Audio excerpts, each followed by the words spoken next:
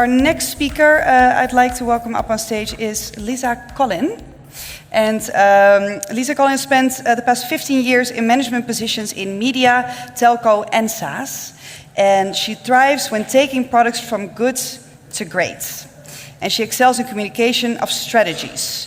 She's been named as a global top 100 influencer in product marketing several times and has been ranked as one of the 50 most prominent tech women in Norway. She's now working at Visma, and Liza will give you tools and a storytelling framework to get started right away to capture your audience. Talking about the story is your strategy. Please welcome Liza.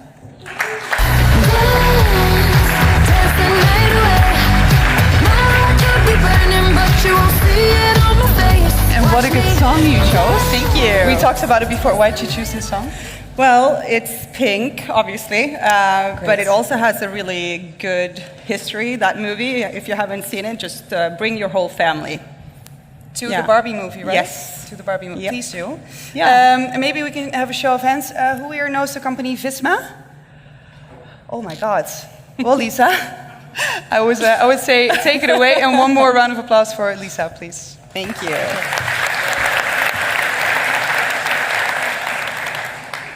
Seeing all of you raising your hands, that is obviously the best thing that I can see, and obviously also everyone who works in marketing at Visma, so thank you very much. My name is Liza Collin, and I'll be here for the next 19 minutes and 10 seconds and give you a framework about strategic narratives that you can bring home today. So I'm going to give you lots of examples. You'll get all the slides afterwards, but go ahead and take pictures if you want them. And just think about your story when I'm doing this, because you might actually get the first draft of your story out of these 20 minutes, okay? Might be worth it. Bold statement, product differentiation, that's dead. Basically, what you've heard several times today, the whole thing about just having the features, etc., that's not enough, right? So we have to do something more. And that's how it all started for me back in 2018. I needed to find a way to communicate our products in a better way. So I started looking into what is it that all the great companies out there have in common, all the category leaders. What is it that they do that just makes them excel? What is it that made even the janitor back in what is it, the 60s, when Kennedy asked, "What are you doing here?" to the janitor in NASA, and he says, "I'm helping to put a man on the moon." That is the company you want to be. You want to be a company where every single one knows why they're there. Because we're growing, right? And we all work more and more in silos. And it's harder and harder to actually get everyone involved and get on the same page. And also, you want to be interesting enough that when you're at a dinner party and you say that you work with accounting software, which has been a theme here several times today, you don't want that person to just turn to the other person and talk to them instead of you. So you want to have a story that is strong enough and that is relatable and that is authentic. And the question is, how do you do that? Well, first of all, if you have a really great story, a really, really strong one, it can impact your sales velocity because it's going to be easier and quicker to actually get to that call. Now, April, she talked a lot about the actual sales pitch. That's where you want to get, right? But to be able to get into that door, you first need them to be interested in you. That's when you need the strategic narrative. It can also impact your customer satisfaction, not only because the customers understands you, but because you can get your features out quicker, because you actually get prioritized. Your product team gets prioritized because people understand what you're trying to do, and you also get the internal budget to do what you want to do. And your recruitment velocity. So everyone here knew about Visma. Awesome, come and work with us. I love it, you love it. But having that story, again, we know that people want to work somewhere where they actually identify with that story. Why are you working there? Why are you spending your time on something? It might make you famous. I know a few of you are pitching, and we have some of the sponsors here. They're also listening to those pitches. You want to be interesting. So a strategic narrative, that's in the middle of those three circles. So you have your vision, you have your mission, you have your strategy, and you have to find a way of communicating that in a good way. That is your strategic narrative. But it's not just about that, right? So it's also about why does this work? So I went and read a book by Chris Voss. Have you heard about Never Split the Difference? Yeah? Best book when it comes to negotiation. Chris Voss, he actually he was a head negotiator for FBI, and he looked into when were they actually starting to communicate and get answers back from the terrorists.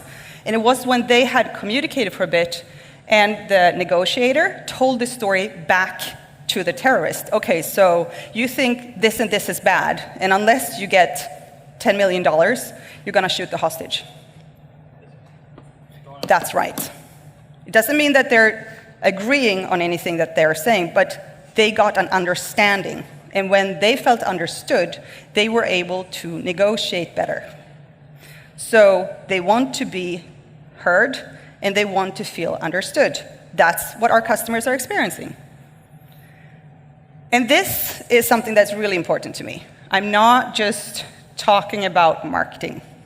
And this is Ben Horowitz, pretty famous guy when it comes to Silicon Valley, and knows what he talks about. Because the mistake here is to think that this is just about marketing. And it's not. It's about your strategy. And if you make your strategy really strong, you make your story better, then that's going to impact your strategy becomes even better. So for me, it started late at night. I was in bed, and I was really, really frustrated. I wanted to find a really good example of a good sales deck. So I Googled it, best sales deck. And I ended up with an article by Andy Raskin. And I'm quite sure that a few of you have read The Greatest Sales Deck. If you haven't, that is what you should be reading. It's an 8-minute read. Changed my world. And Ashley, you talked about your work baby, the strategic narrative. Well, in that case, I have 160 babies out there now. So strategic narratives, those are my babies. Andy Raskin, he wrote that article, and then a few other articles after that, talking about how to create a strategic narrative that works. And we adapted that framework for us. So you're going to be hearing about 5 different steps: the change, the challenge, the promised land, capabilities, and the confirmation.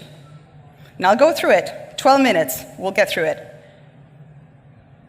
So Andy first talks about the change. And this is where we start to talk about something that is out there in the world, something that is definitely already happening. So it's not just something that, a couple of years ago, I couldn't have said that AI is everywhere, right? I can do that now. So it has to be something that has already happened, something that everybody can agree on and saying that's right. It's undeniable. It puts things at stake. So you have sort of winners and losers if you don't do anything. And it's really relevant, but it has nothing to do with you or your product. So an example here, this is from OnGuard, one of our Visma companies. They talk about cash flow and how it's under heavy pressure. A good, big change, but it has nothing to do with them, right? This is admin control. They're talking about urgency. The fact that we live in the age of urgency. So that's the change. You have to find something that is big enough that they will relate to still. And you have to add data into this, because you want to activate both the left and the right side of the brain. Because if you do that, it's going to be 22 times stickier in your audience's brain if you combine a story with a fact. So if I wake you up tomorrow really early after those drinks, and I ask you, 22 most likely will still stick with you. Here's an example of how we did that. So it's not just something that you're stating, but it's actually a fact. You're talking about reality. Next step, the challenge. Okay, so if you have this big change, what challenges does that create? We usually find 1 to 3 challenges. Those are more directly related to your customer. Again, I'll give you a couple of examples.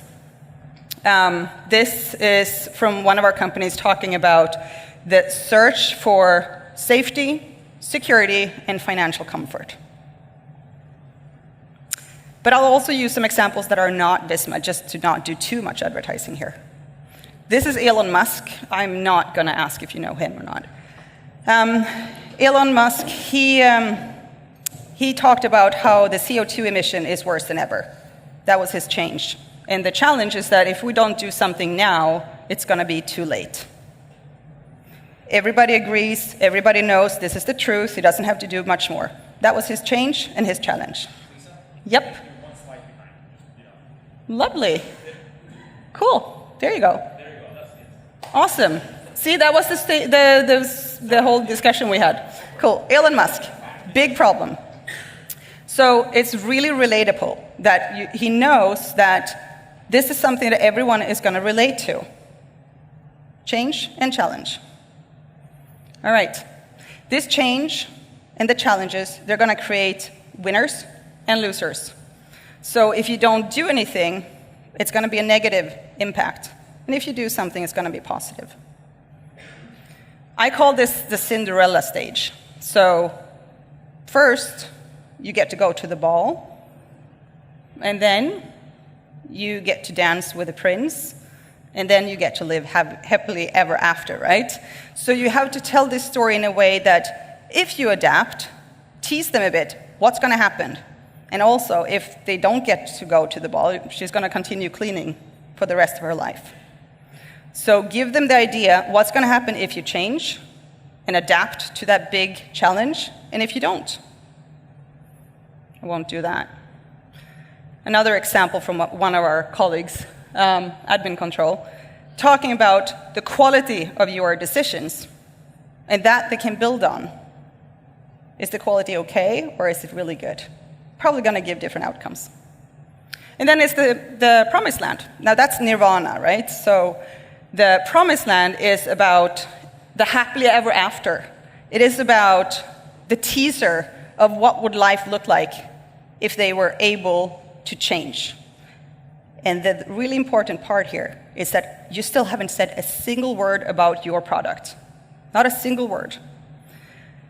Because the promised land is something that is so desirable, and it's really something that they want to do, but it's not possible without your product, but you haven't mentioned that yet.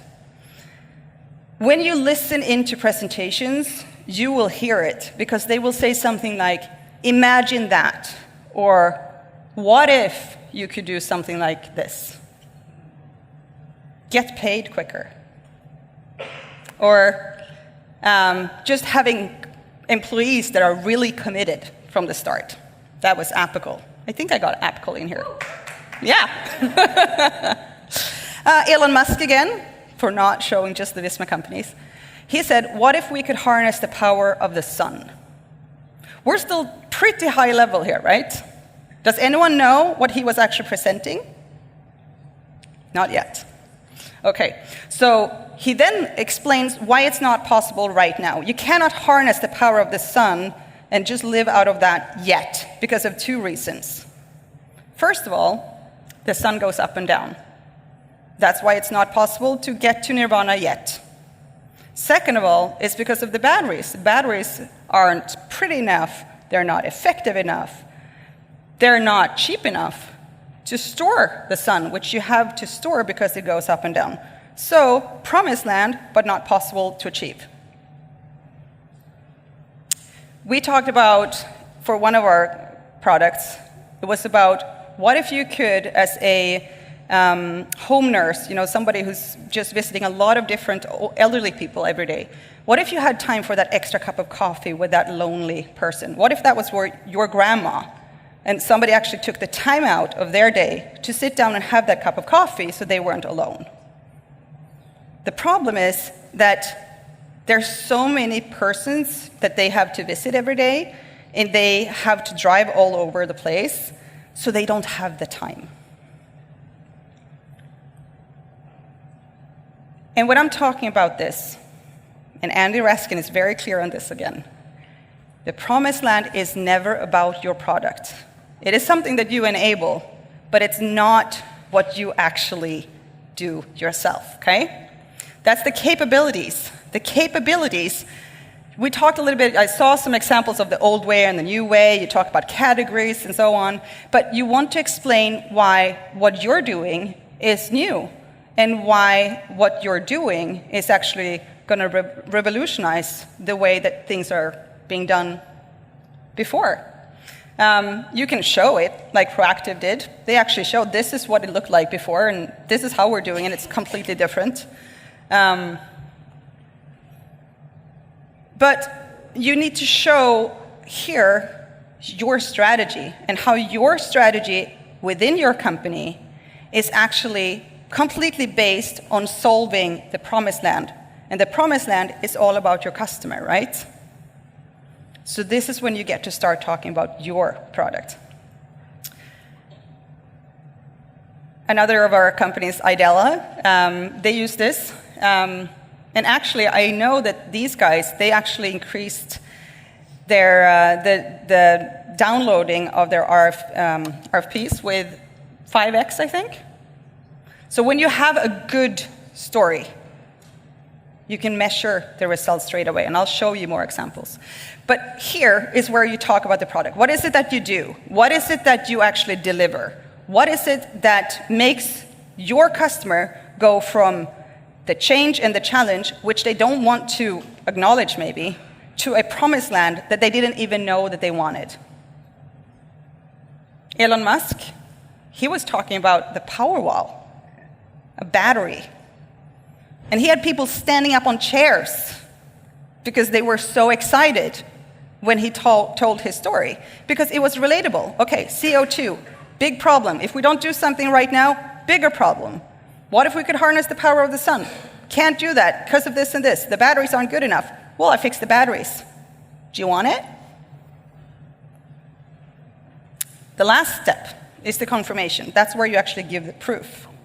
So is this actually just something that we're talking about, or are we actually selling air or selling the truth?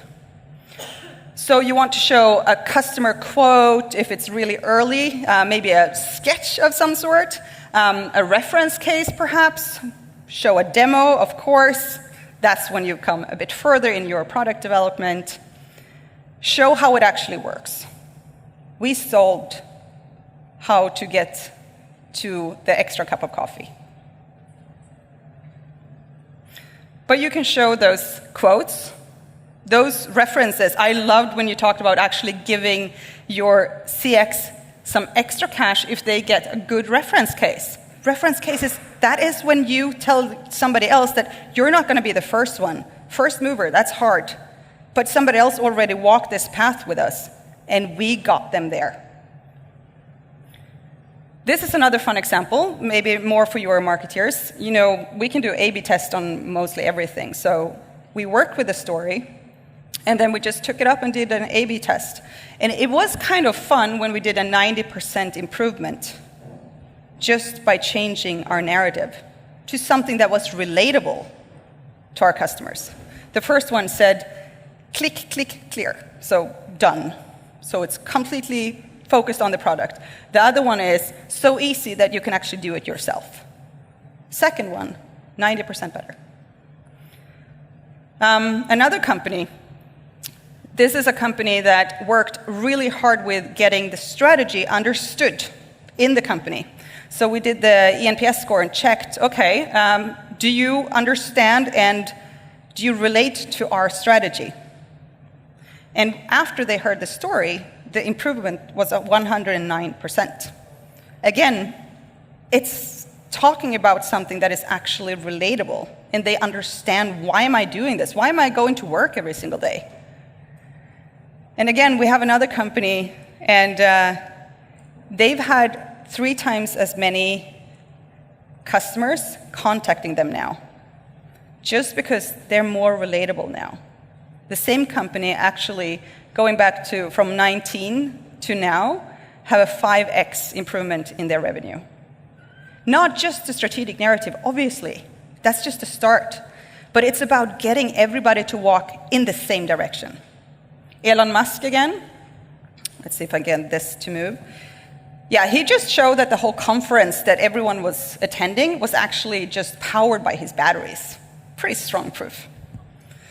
So that was the 5 steps. The change, the challenge, the promised land, not about you, about what they want to achieve.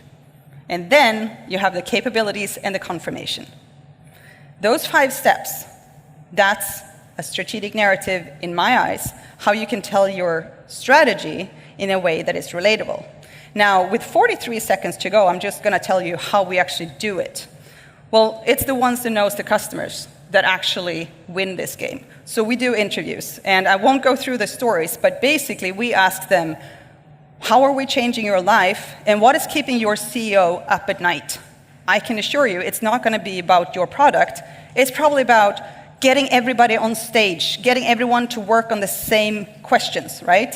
That's what's important to them. That's what we're talking about. And you can use the strategic narrative all over the place. So use your imagination, basically. But be authentic. Be really in there, talking to your customers. Find out what is the big change that they're looking at, and what is the big challenge that they're struggling with in their everyday. Where do they want to go? You have to involve the owner of the strategy, because the story might actually challenge your strategy. About 50% of the time, that's what's happening. We actually have to change the strategy based on what our customers say. And with that, and 27 seconds over time, that is the strategic narratives that we use. So thank you.